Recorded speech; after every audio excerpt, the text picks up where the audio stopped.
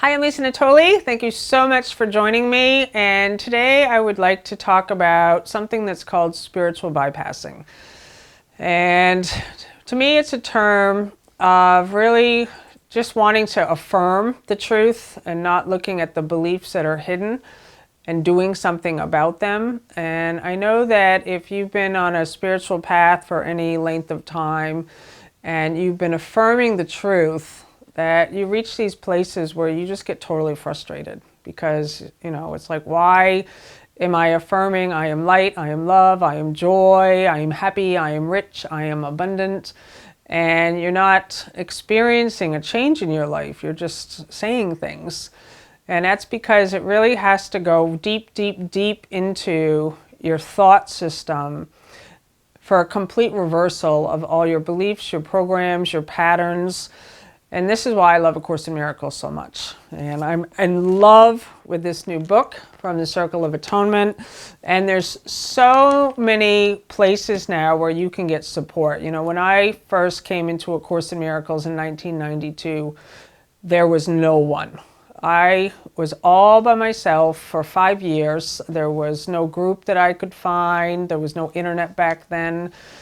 And I didn't know what this book was. And, I just tried to do the best I could. And now there's so much available. My beautiful friend Emily Bennington has started a new book study group called Course Companions on Facebook for anyone who wants to go from the beginning to the end of this new version of A Course in Miracles. She's doing the text this year.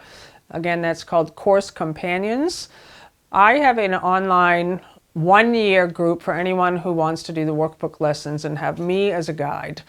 And that's called ACIM 365. And the Teachers of God Foundation has so many awesome online programs. We have the 40-day program, which is totally free.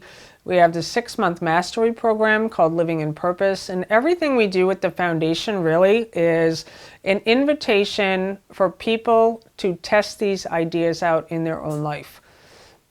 And to me, that's exactly what nips spiritual bypassing in the bud, where you actually make a commitment to do the work, to see things differently, and to experience it through a direct experience. As you know, if you've ever read a book or you've listened to other teachers, it all sounds good, and you feel excited when you're with them. You go to a workshop, and you just feel the possibility of a new life. And then you get home and you lose it all. You forget everything that you made a commitment to. And so we've created these programs here where you make your own commitment and you hold yourself to the mark, and we're just there with you to guide you, to encourage you, to support you. And so spiritual bypassing is really that place where you're just saying, I'm fine, or everything's perfect. I hear that a lot. Everything's perfect.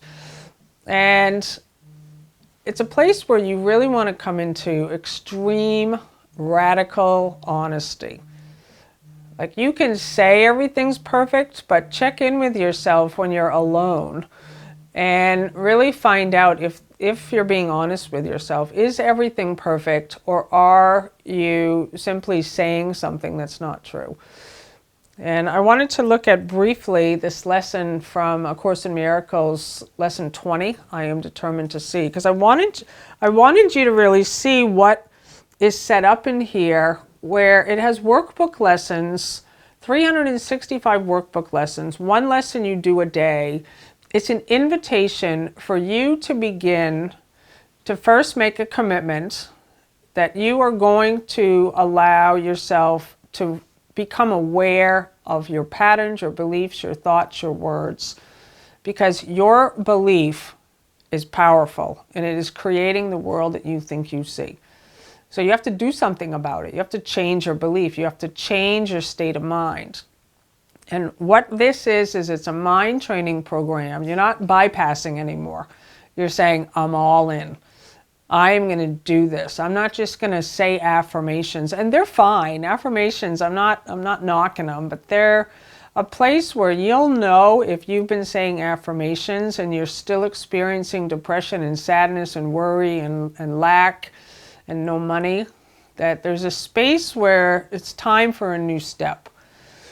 And to me, that's where A Course in Miracles gives us a systematic way to find the thought that's blocking you from all that abundance, the peace, the purpose, the passion, the joy. And so it's great because this is a teacher for you. It says, Lesson 20, I am determined to see. And then it says, we have been quite casual about our practice periods thus far. So it's like a whole group of teachers. This is Jesus speaking, but I love the use of we. We, so it's like you can really think that you have helpers with you, that you're not alone. And they're showing you step by step how to practice. We have been quite casual about our practice periods thus far. So by lesson 20, you're on day 20 of practicing. There has been virtually no attempt to direct the time for undertaking them. Minimal effort has been required, and not even active cooperation and interest has been asked for. This casual approach has been intentional and very carefully planned. We have not lost sight of the crucial importance of the reversal of your thinking. I love that. So that's what this is. It's a dismantling of the thought system of fear. Do you want to do that? And it takes courage. It takes courage to say, yes, I would like to do that. I don't just want to just give affirmations anymore and say everything's perfect. That's an ego mind trick. And you finally say, yep, I want to do this work. The salvation of the world depends on it, yet you will not succeed if you regard yourself as being coerced and if you give in to resentment and opposition. I got this great letter the other day, and someone's in the 40-day program, and she's having the best time. And she recently lost her husband, and I shouldn't say she's having the best time, but she's finding a place of peace in her and happiness unlike anything that she's ever felt before. And her friends think she's being brainwashed, and they're saying you should be grieving your husband. And she reached out and she said, I've never experienced peace like this before. And all I knew is when I read that was I can remember having this period in my life when I realized that I actually needed my fear-based thought system to have a good washing. And that's the place where you allow yourself to go through a new experience. And to really just allow yourself to go through the grieving. And again, that would be spiritual bypassing. If you're just saying, okay, I'm just happy, like my husband didn't actually pass, and no, it's inviting us to go into the place of sadness, to go into these places of loss and worry and fear, and just look at the thought, just sit with it, to be still with it. And then you use a lesson like this one, I am determined to see. This is our first attempt to introduce structure. Do not misconstrue it as an attempt to exert force or pressure. You want salvation, you want happiness, you want peace. You do not have them now because your mind is totally undisciplined. I love that. So the reversal of that would be to become disciplined, now you have peace. So you do not have peace because your mind is totally undisciplined. It's very scattered by all the things that seem to happen in your life. Just watch yourself, and that's what we invite everyone to do in the 40-day program, to watch yourself like a hawk. Watch how easily you get pulled off track. Watch how easily you start to engage in drama and criticism and conflict and self-hatred and judgment towards yourself. And now what you're doing is you have a commitment to train your mind to see things differently. And so it's not that you're trying to push those things aside. You're just stepping into a place now where you're paying attention. You're much more centered, you're much more focused. And then it says, you want salvation, you want happiness, you want peace. You do not have them now because your mind is totally undisciplined, and you cannot distinguish between joy and sorrow, pleasure and pain, love and fear.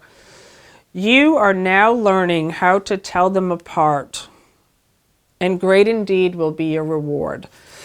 And it says, your decision to see is all that vision requires.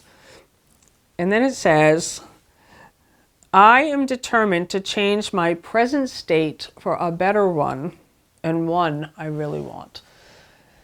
And so this really is just an invitation for you to see where you're at, to really start to be honest with yourself, and to not just put a spiritual idea on top of something that feels bad.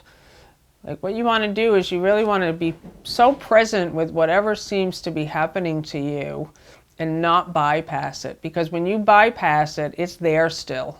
You actually have to do something with the thought. You have to take responsibility for it. And you have to acknowledge, okay, wow, this is running the show in me. And you must make a decision. I don't want this anymore. I don't want to attack myself anymore. I don't want to attack others anymore. I am determined to see. And all you have to do is really just sit with that.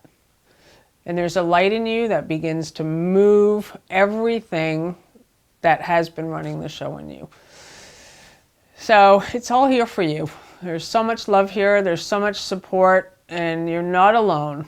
There's just mighty companions. You know, if you really want an incredible community, I can't believe I'm going to say this, but get on Facebook because they're really in that 40-day group and the Living in Purpose group, and now in Emily Bennington's group. There are the most generous, dedicated individuals I have ever seen who want only happiness and to serve.